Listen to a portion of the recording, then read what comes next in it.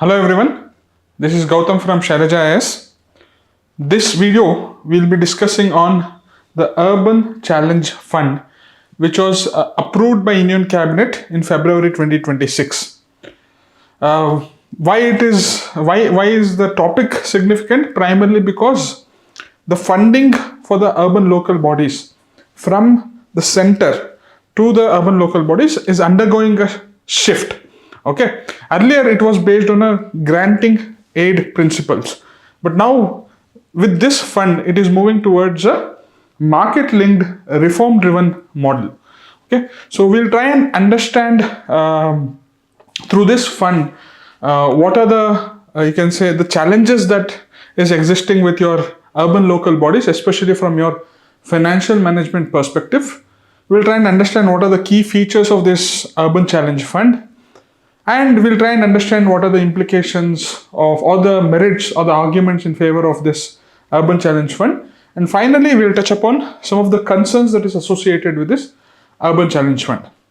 Now, coming to the context itself, I think, as you all know, India is rapidly growing with an average growth rate of 8 to around 7 to 10% for the next few decades. It is projected that India is going to grow in a very aggressive manner. Given its size, this 7 to 10% or 12% to a certain extent is considered as phenomenal. And with this growth, there is going to be also increasing urbanization. Right now, we are having around 33% of the population staying in urban areas. The remaining 67% of them are still residing in your rural areas. But in another 25 years, that is by 2050, we'll be having nearly 50% of the population residing in your urban areas. And in order to sustainably handle this growing population, there needs to be an effective, you can say, urban management, and the core of it is about your urban infrastructure. Now, urban management involves your traffic management, it involves your waste management, it involves providing basic amenities like your affordable housing, providing safety and security. So, all, public transportation is a part of your, you can say, urban management.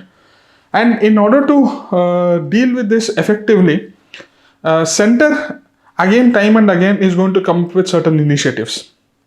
I think you all have heard about your smart city missions, Swachh Bharat rankings. All of this are somehow trying to nudge the cities towards a more sustainable manner in order to absorb the growing population, in order to provide all these basic amenities.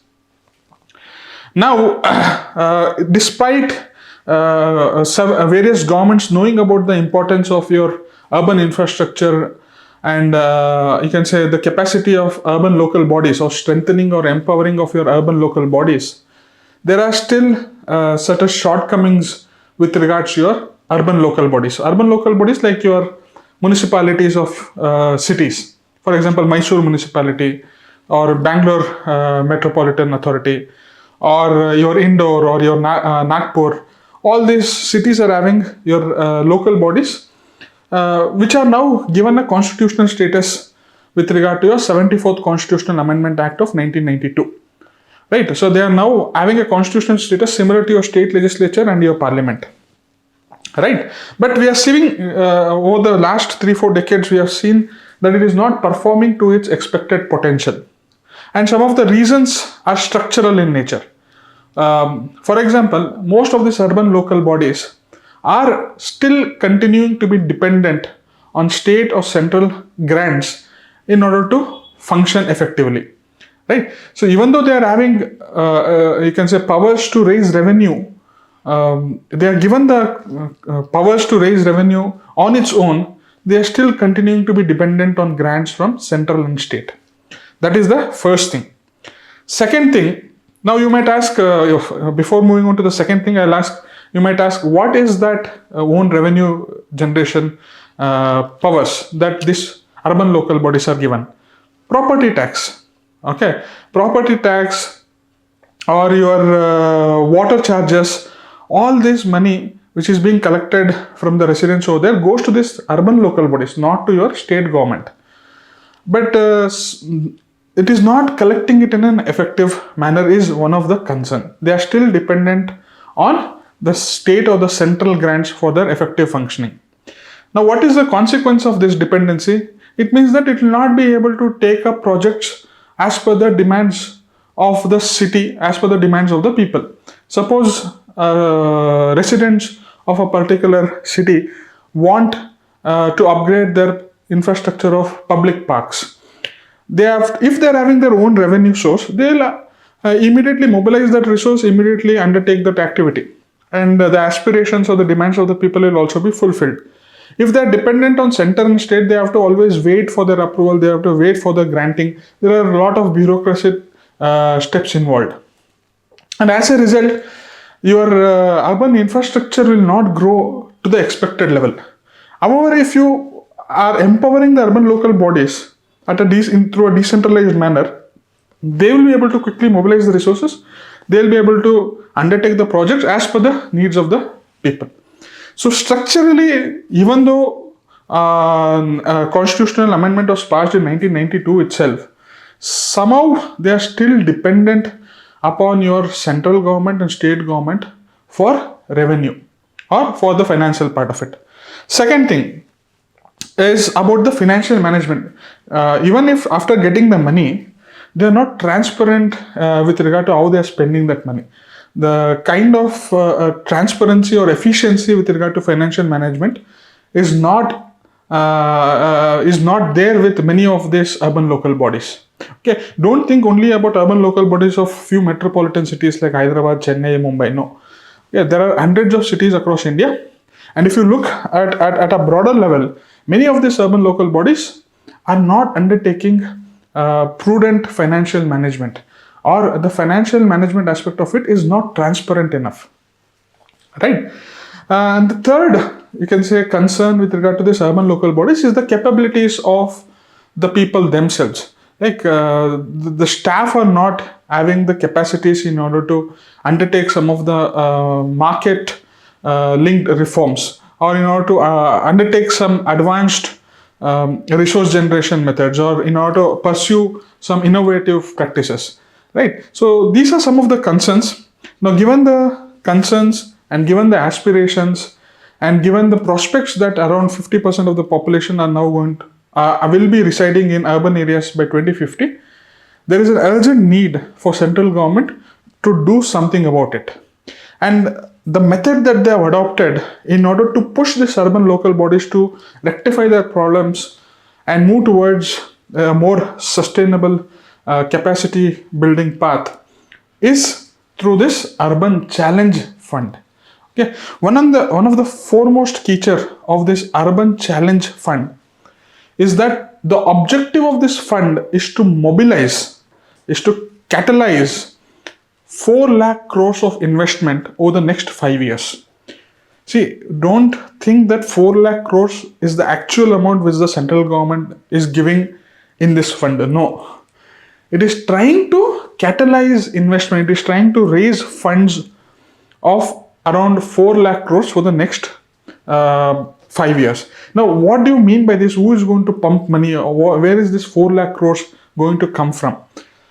So they are saying that central government is going to contribute around 25%.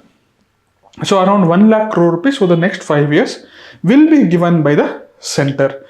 50% of it, around 2 lakh crore rupees, should be raised by all these urban local bodies by issuing of municipal bonds. Bond, I think, as you all know, is a debt instrument. It is like a promise that that you give me this amount, I'll be repaying it you with certain interest rate. And people are willing to purchase these bonds only if the credibility of the bond issuer is at a certain level. Suppose urban local bodies which are opaque with regard to their functioning, if the urban local bodies themselves are not running in profits, or if they know that there is too much of corrupt practices involved, whatever loan that they are going to take, whatever money that they are going to get by the issuance of the bonds will not be effectively utilized, then people will not be willing to purchase all these municipal bonds. The market will not be willing to lend to that urban local bodies. For example, there are 2 urban local bodies. Let us take an urban local body of Mysore. it is very transparent with regard to how the money is being spent. Suppose what is the money it is spending on salaries, what is the money it is spending on construction of new projects, what is the money it is spending on maintenance of existing projects, what is the money it is going to spend on public infrastructure, what all are the sources of the income for this Mysore municipality. If all these are upfront, then even investor will be willing to put more and more money. They'll say, okay, since you're performing very well, let me also be a part of this journey. I'll give 100 crores. You try and invest it and give me around 10% or 20% of the interest rate. That is one scenario. The second scenario is another local body, which is they are not auditing their accounts on a yearly basis. They are not transparent with regard to how much money is being spent. If you go and file an RTI, they'll say it is still not there. We are still looking for it. You give us another 3 months, 4 months. If this sort of functioning is there, which is actually the reality, then investors, like even if this urban local body goes to the market and says that you please give us a loan of 100 crore rupees because I want to construct flyover in my city, the market will say, or the private lenders will say, I don't believe you. You are not transparent with regard to your own financial management. So I don't have trust that whatever money or the loan that I'm going to give will be returned back. Right?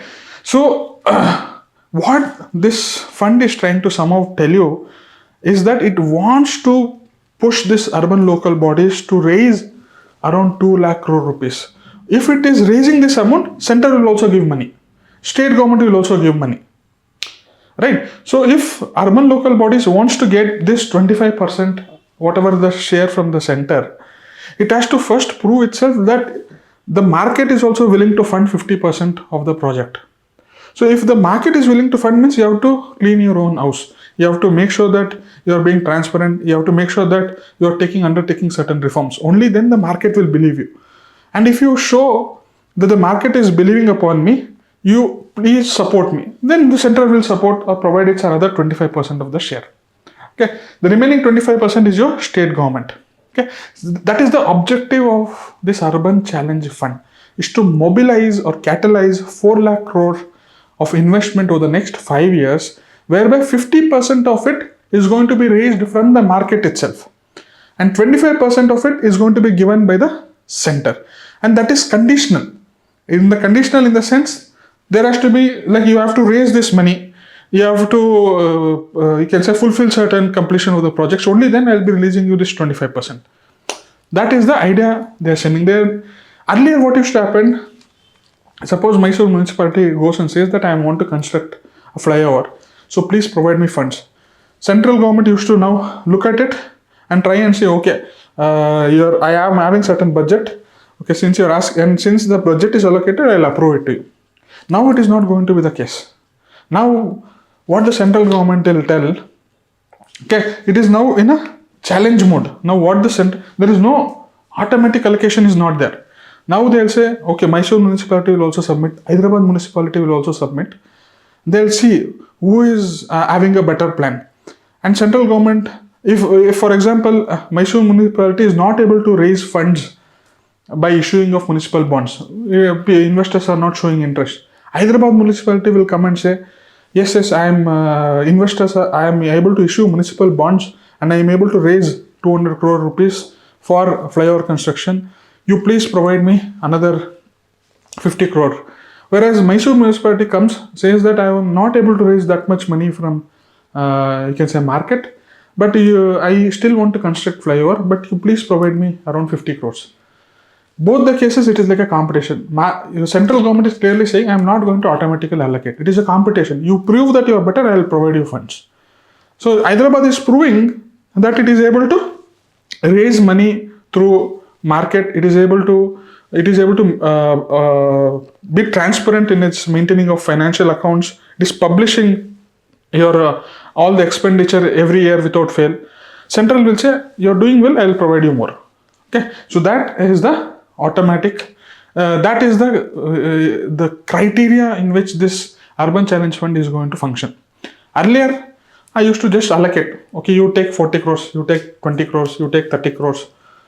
You want to develop the slums in your cities, you take, this is my money. Now it is not, and the other cities are also taking it, even if they are fulfilling, even if they are taking, even if they are not improvising upon themselves, they would still be getting the fund. Okay, now it is no more the case. Now automatic allocation is not happening. Through this fund, they are trying to incentivize all these urban local bodies to reform themselves. You do some work. You try to rectify your own inefficiency. I'll also support you. That is the message that is being sent. Okay, and it is basically going to work on 3 verticals. The first vertical is cities as a growth hubs, where they are going to focus on your transit corridors, economic zones, on that aspect. Second is your creative redevelopment. The existing heritage buildings will be there, tourism spots will be there. So those things are going to be redeveloped in a creative manner. And finally, it is about your water and sanitation. Whatever water grids you are having, sewage network you are having, waste management plans that you are having, the focus will be on these 3 projects. Okay, so again, as I told you, it is going to mobilize 4 lakh crore rupees for the next 5 years. 25% is contributed by center, 50% it has to be raised from the market itself, and it is not automatic allocation. It is going to be based on competition. You are going to show that it's an high impact project. You are going to show that you are undertaking certain financial transparencies. You are going to undertake certain governance reforms. Then we will be providing funds, right? Now, for certain small cities like Gangtok or Shillong, they may not be having that much capacity to raise funds from the market. In that case, they're saying that don't worry, we'll provide you repayment guarantee scheme. Okay, so it is just saying to the investors that even if those small cities are not repaying in the loan, the guarantee is going to be provided from the central government. Okay, and there are certain conditions that has been fixed. It has to be only up till 70%. Those things are not required for us. What you have to understand is the key feature of the scheme. Right, that 5,000 crore rupees is given as a credit repayment guarantee scheme for smaller cities.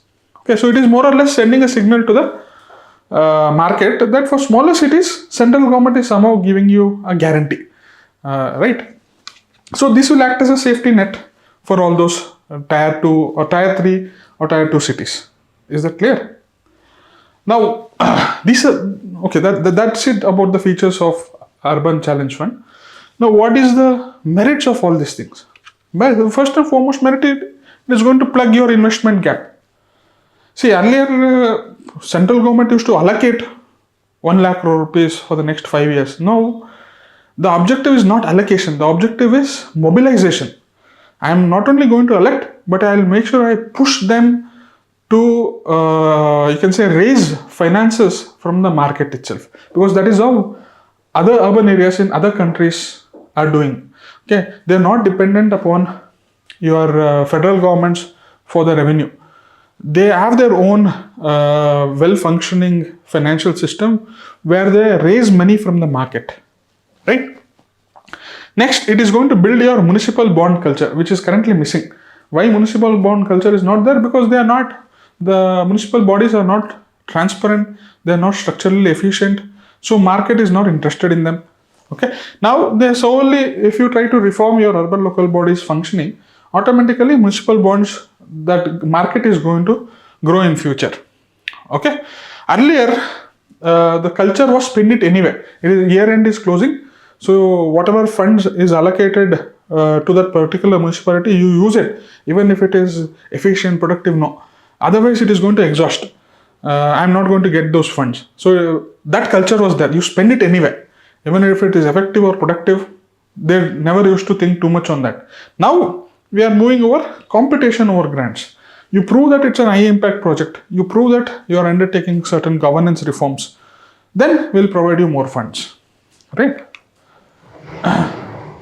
Next, as I told you, it is linked to your reforms. You're not doing property tax digitization, you're not undertaking. You're not going for better accounting systems. The installment is going to be frozen. Central government is not going to provide you any installment or any money. Okay. And finally, there's going to be a climate focus. It's an integral part of the fund itself, where they are going to not only focus on 3 verticals, it is integrated. The climate focus is integrated part of this urban challenge fund. So it will help the cities to deal with all the urban floods or urban heat islands issues, which is going to increase in the coming years and decades, right? So that is about the merits of the fund or the scheme. What are the concerns that has been expressed? I think first and foremost concern is the rich cities are going to get richer.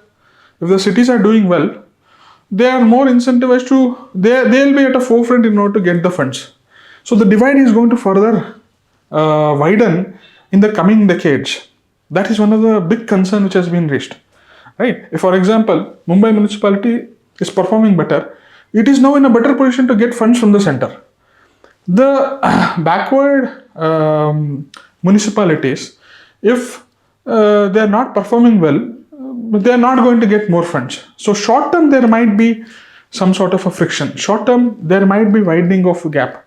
So smaller cities have to realize the urgency of it and have to take urgent measures in order to get the funds. So in the long run, it is going to yield benefits. But in the short run, the rich cities are going to get richer, right? So you're saying that municipal bonds culture has to be developed, but you also need to provide training to all these urban local bodies on how to improvise upon this.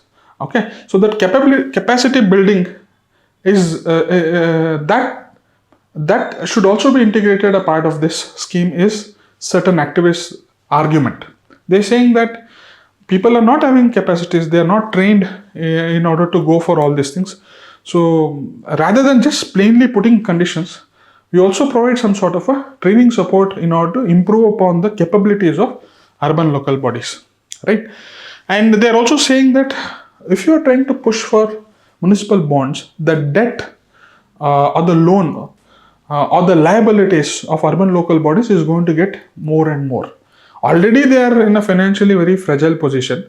On top of it, you are saying that you raise more and more loans from the market. So they might get into the debt trap is one of the arguments. The counter argument is same. Like, you rectify your financial management, obviously you will not be falling into the debt trap. You follow certain financial norms, you will not fall into the debt trap, right? Now another big concern is the bankability bias.